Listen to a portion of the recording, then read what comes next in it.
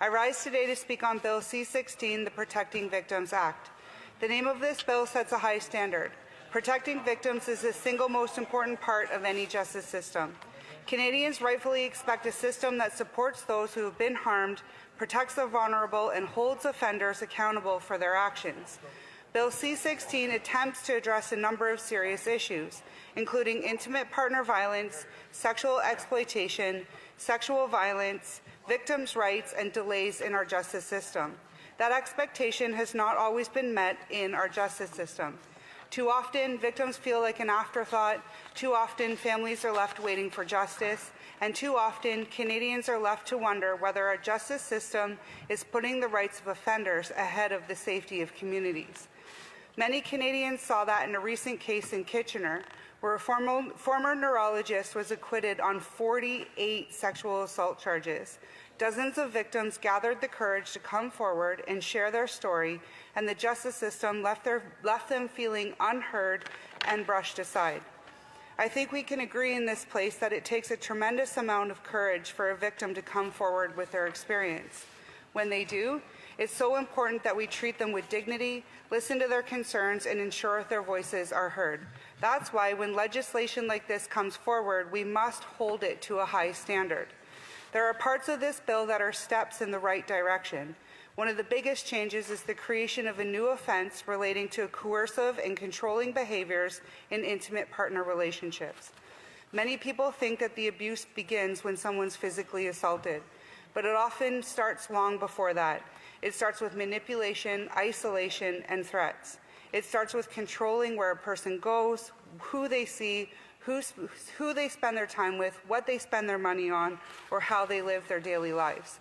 These behaviors slowly chip away at one's independence and leave them feeling trapped in dangerous situations. By the time physical violence occurs, the warning signs may have been there for months, sometimes even years.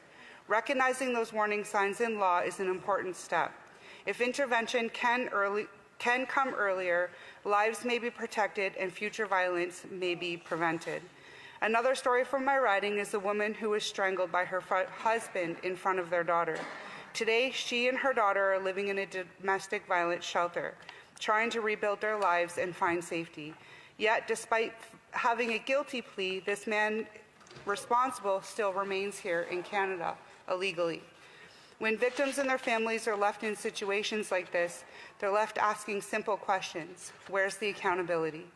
That's why getting legislation like Bill C-16 is incredibly important. Victims need more than words. They need to know that a justice system will protect them, support them, and hold offenders accountable for the harm that they have caused. This bill also includes measures aimed at combating child exploitation. This especially is an area where Parliament should be united. Technology has created incredible opportunities, but also real dangers.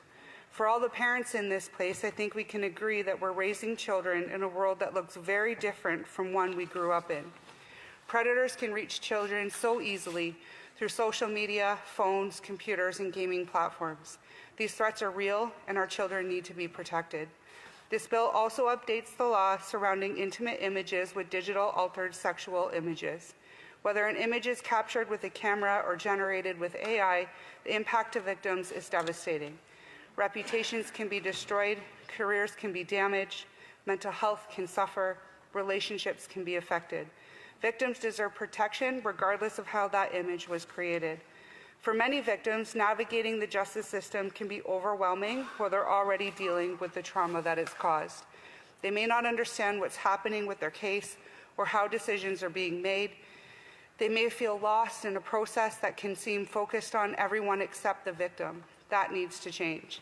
Victims deserve information, respect, and they deserve to know that they matter. Conservatives have worked constructively on this bill. We supported measures that would better protect victims, to address coercive control, to combat child exploitation, and to strengthen victims' rights. However, despite these positive measures, the bill also includes a major change to sentencing that deserves attention. The government says this change is about flexibility and discretion, but Canadians deserve to understand what it actually does. This bill would allow a judge to bypass every mandatory minimum sentence in the criminal code with a few exceptions. In other words, it would make mandatory sentences optional, and mandatory is not supposed to be optional. Why does this matter? Because mandatory minimum sentences exist for the most serious crimes. They represent the basis that certain crimes are so serious that there must be a minimum consequence when someone is convicted. It cannot be a suggestion.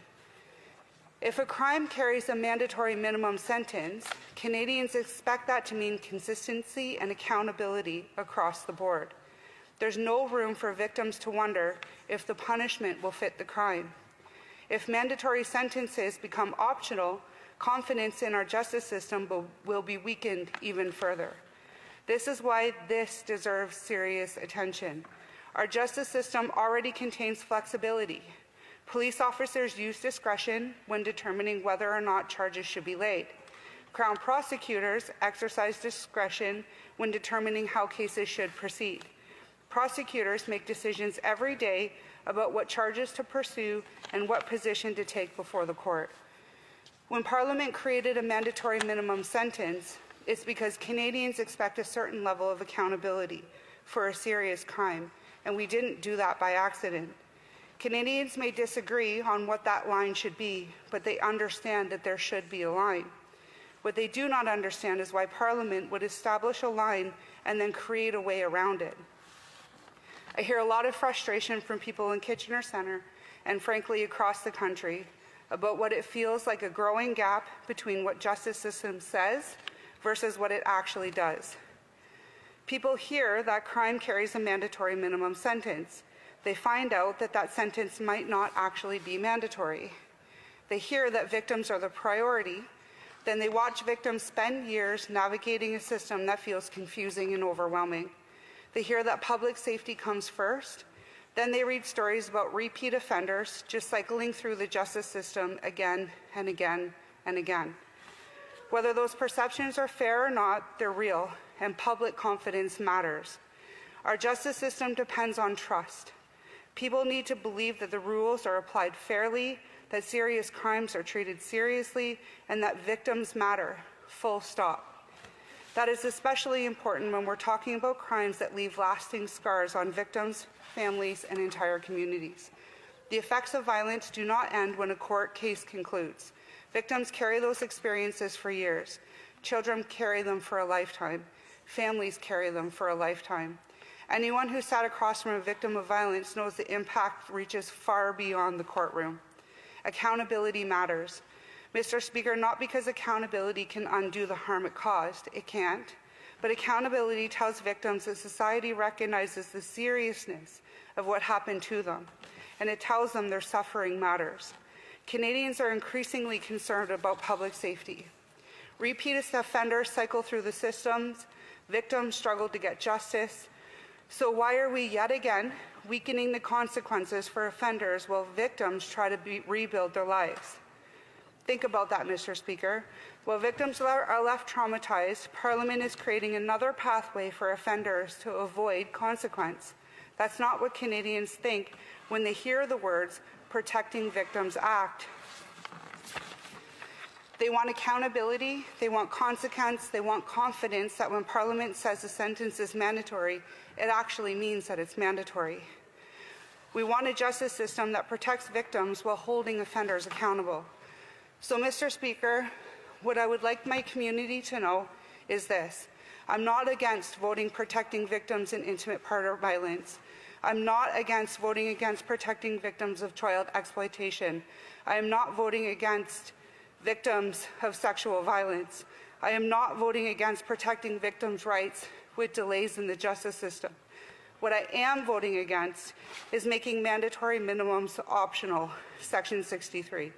So when it's eventually spun that I voted against protecting victims, please remember, I voted to ensure victims are actually protected by ensuring mandatory minimums remain, not as an option. Thank you, Mr. Speaker.